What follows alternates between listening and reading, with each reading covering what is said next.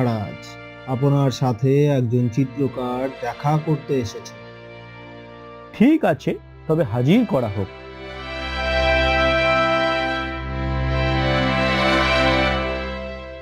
জয় মহারাজের জয়। মহারাজ, আমি একজন চিত্রকার।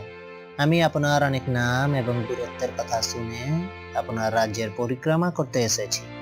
বেশ, আপনি চাইলে এখান থেকে রাজ্যের সর্বস্থান ভ্রমণ করতে পারেন। তবে চিত্রকার, আমরা সবাই আপনার চিত্রকলা দেখতে চাই। হ্যাঁ মহারাজ, অবশ্যই। তবে মহারাজ, আপনি যদি অনুমতি দেন তাহলে একটা কথা বলি। হ্যাঁ হ্যাঁ, অবশ্যই বলুন। মহারাজ, আমি আপনার সুন্দর এই মহলের একটি চিত্র অঙ্কন করতে চাই। অবশ্যই, এ তো আনন্দের কথা। আপনি আপনার কাজ শুরু করতে পারেন। ঠিক আছে মহারাজ, তবে আমি আসি।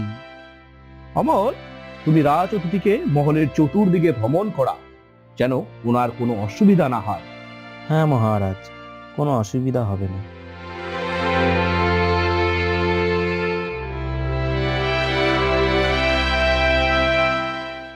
এই নিন মহারাজ, আপনার রাজমহলের সুন্দর একটি চিত্র আমি এঁকেছি। বাহ বাহ চিত্রকার, তুমি অনন্য। তোমার হাতের জাদুতে আমার রাজমহল আরো সুন্দর হয়ে উঠেছে। না মহারাজ, এ তো আপনারই ভালোবাসা ও আশীর্বাদ। চিত্রকার, তুমি ধন্য ধন্য। তবে মহারাজ, আপনি অনুমতি দিলে আমি আমার রাজ্যে ফিরে যেতে চাই। হ্যাঁ, সে তো যাবেই। তবে যাবার আগে আমি তোমাকে পুরস্কৃত করতে চাই, তাই তুমি 2-1 দিন থেকে যাও। ঠিক আছে মহারাজ, আপনি যা আদেশ দেবেন তাই হবে।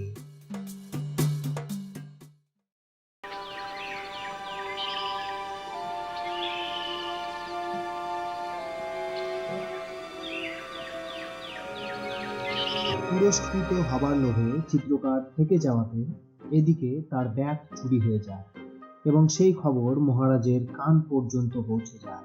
পরের দিন মহারাজ রাজসভায় সবাইকে ডেকে পাঠায়। বলো সেনাপতি, কার এত দুঃসাহস যে আমার মহল থেকে রাজ অতিথির ব্যাগ চুরি করে? তুমি এক্ষুনি চিত্রকারের ব্যাগ পাইয়ে দেওয়ার ব্যবস্থা করো। হ্যাঁ মহারাজ, আপনি যা চাইছেন তাই হবে। আমি যথার্থ চেষ্টা করব। তবে মহারাজ, আমি রাজ অতিথির দায়িত্ব অমলকে দিয়েছিলাম। ঠিক আছে, তবে অমলকে ডাকা হোক।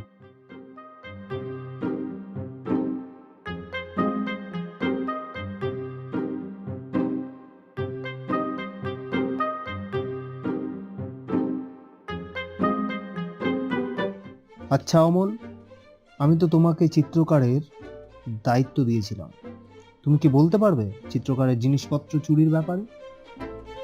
আগে মহারাজ, চিত্রকারের সব জিনিসপত্র আমি চুরি করেছি। কি বললে? তুমি চুরি করেছো? তুমি রাজ অতিথির জিনিস চুরি করে রাজ্যের অপমান করেছো। তুমি কি জানো এর জন্য তোমার কঠোর শাস্তি হতে পারে? আগে মহারাজ, আমি সব জানি। তবে দয়া করে একবার শুনুন, আমি কেন চুরি করেছি। হ্যাঁ বলো, কি বলতে চাও? মহারাজ, চিত্রকর খুব ভালো চিত্র আঁকেন, তবে তিনি মহলের চিত্র আঁকতে বা ভ্রমণ করতে আসেননি।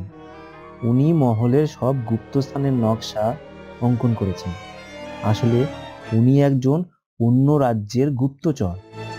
না মহারাজ, এসব মিথ্যে কথা। আমি শুধুমাত্র একজন চিত্রকার বটে। এ- এ- এ- এই যে মহারাজ, দেখুন।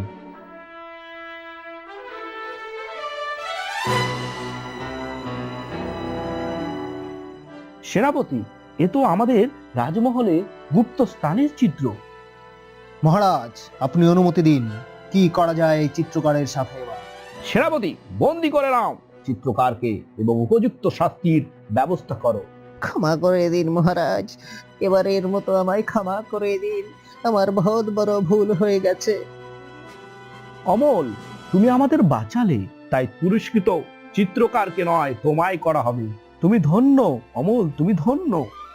এসবের কোনো দরকার নেই, এসব আমার কর্তব্য।